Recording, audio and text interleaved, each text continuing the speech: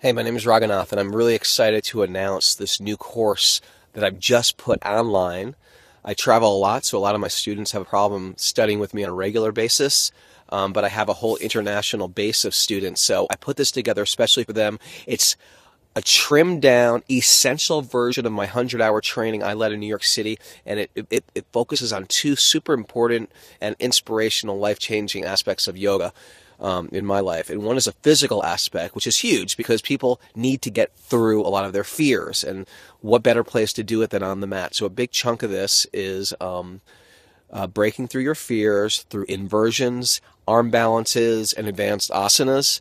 Now, if you're new to them, that can sound very intimidating, and some people wrestle with this for a long time. How do I do these things? So I break it down in a very systematic way for the novice. But if you're a teacher, and a lot of my students are teachers also, I try to also break this down. So how can a teacher use these? How can a teacher up their game, so to speak, if you don't mind me speaking like that? And also how to incorporate advanced asanas, arm balances, and inversions into your sequencing for teaching classes.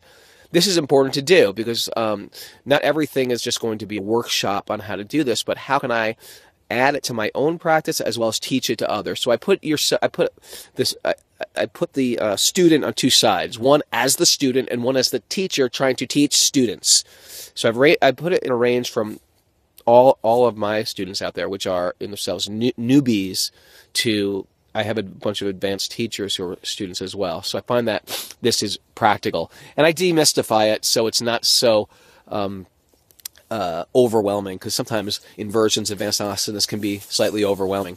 So that's a chunk of the course, but a bigger part of the course is this aspect of bhakti. And I had the good fortune of, when I was younger, to go to India, and I got to live as a monk for 6 years and study extensively and authentically bhakti philosophy.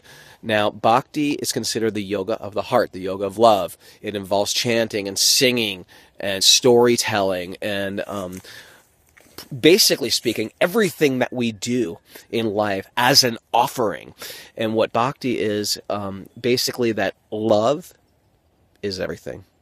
But the sages of ancient India and the yogis of ancient India put it together into a very, very practical science. And so I explain that because, hey, it's one thing to live as a monk and try to go on a retreat with monks. It's another thing to live like as I or a lot of you live right now, which is, I'm married, I have 5 children.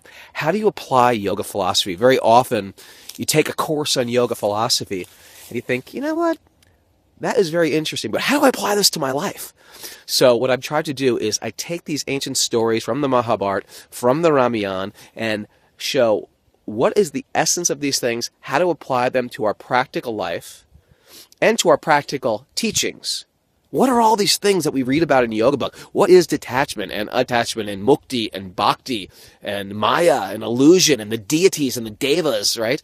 And the gods and the demigods. What does that have to do with me anyway? Who are these great sages? Do they have any relevance in my life? This is actually important stuff for yoga teachers, because otherwise yoga becomes so watered down. It's not even yoga anymore.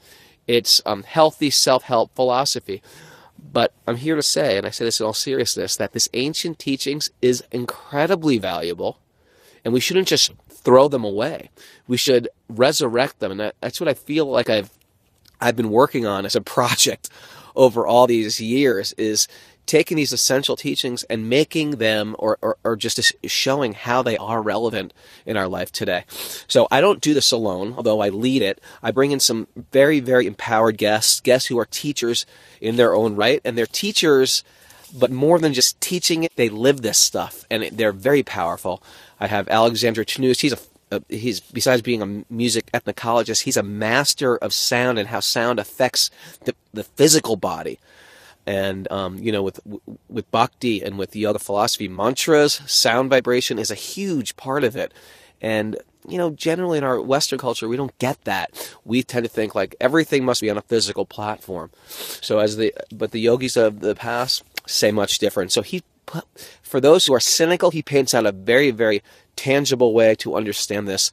But then I also bring in swamis, saints, friends, pundits, scholars in their own right, people who I sit at their feet and I just shut up and listen. To get me to shut up and listen, that's a hard thing. So Damodar Swami, incredible empowered speaker. Tukaram Prabhu, one of my good friends and an incredible pundit and scholar. He himself has walked all over India barefoot on pilgrimages. These guys have so much to offer that I felt like I have to combine this all. Well, I did combine it all. This is part of my 100-hour training I led in New York City last year, a training which I loved. And I had a great foresight to think I should record this because I have so many great teachers coming. The content is so valuable. And I did it. And this is it, chiseled down to 30 solid hours. If you're a teacher or a practitioner, you're going to get invaluable benefit from this. I guarantee it. Just because I know the faces of the people that took this course, and I myself got to hear my guest speaker speak. Of course, I can't forget Gauravani. He's a master Kirtan singer. He also does some harmonium demonstration. If you want to learn these ancient ways and add them to your practice, add them to your teaching, you're going to find this course invaluable. Trust me on this. Thanks so much. Pleasure to serve. This is the joy and my passion of life.